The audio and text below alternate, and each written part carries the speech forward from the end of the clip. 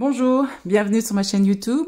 Je suis Marie et je me suis fixé comme objectif d'amener de la visibilité aux auteurs et aux autrices, des idées de lecture aux lecteurs et aux lectrices et qui sait, de se faire remarquer par les maisons d'édition.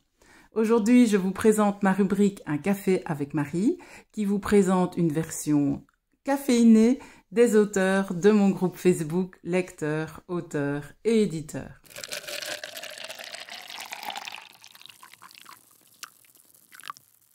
Découvrons ensemble le livre de R.H. Wong, le dernier livre, L'arbre et les étoiles, le tome 1.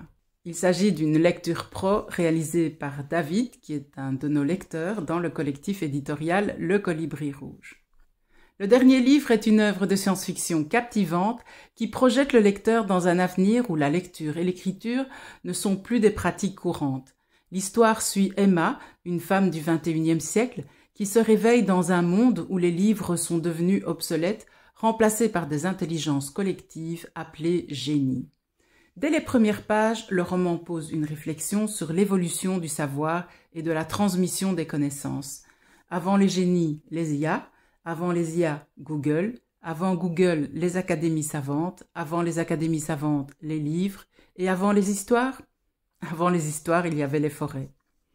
Emma découvre qu'elle est la seule à pouvoir encore lire et que son existence pourrait avoir un rôle déterminant dans ce futur post-littéraire.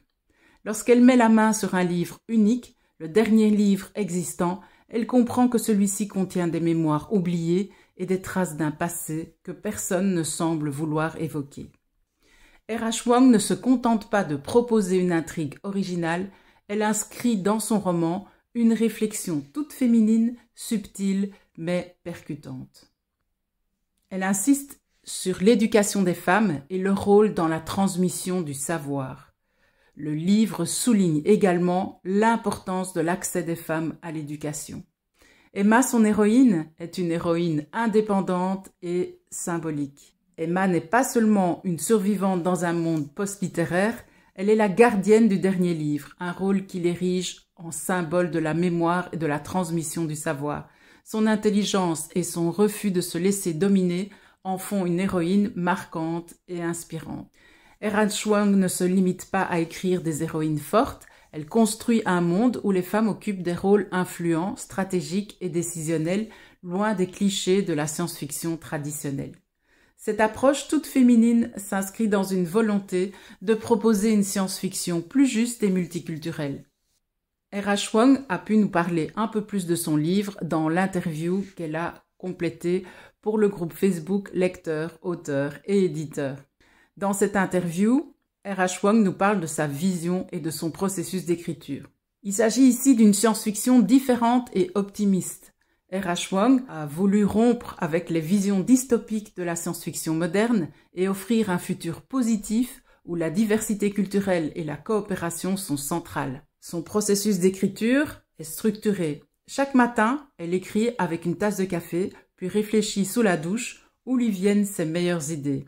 Des personnages qui s'imposent d'eux-mêmes. Elle confie s'inspirer de ses amis pour certains personnages et avoir plus de mal à écrire des figures négatives. Des recherches approfondies sur la physique quantique, bien que formée en littérature, elle a utilisé YouTube et ChatGPT pour vérifier la crédibilité scientifique des concepts de son roman.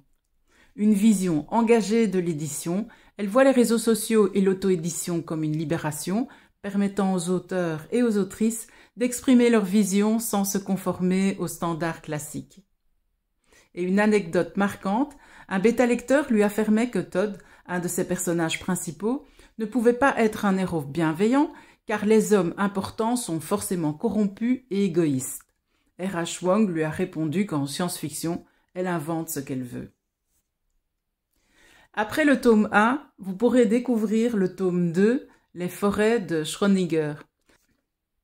Dans la suite du livre, vous verrez un approfondissement des interactions entre les humains et les génies. Emma y fait face à de nouveaux défis alors que les frontières entre le réel et le virtuel s'amenuisent. Ce tome explore davantage la physique quantique et les implications philosophiques du monde de l'arbre et les étoiles. R.H. Wong a également écrit un autre livre qui s'appelle L'Ange de Paris que je vous invite à découvrir.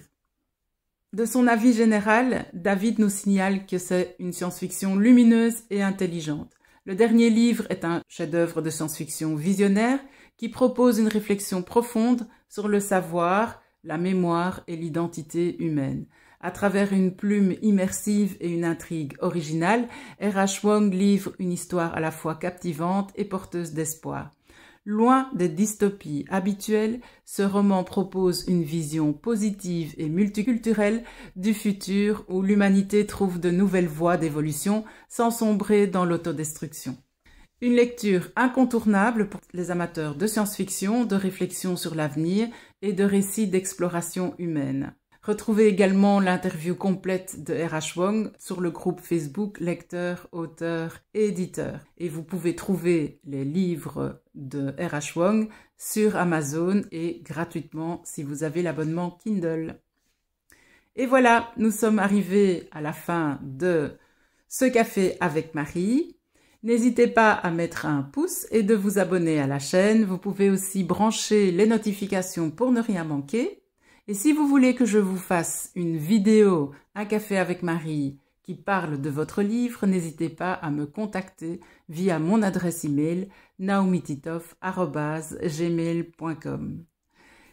Je vous dis à bientôt pour d'autres cafés littéraires. Passez une bonne journée. Au revoir.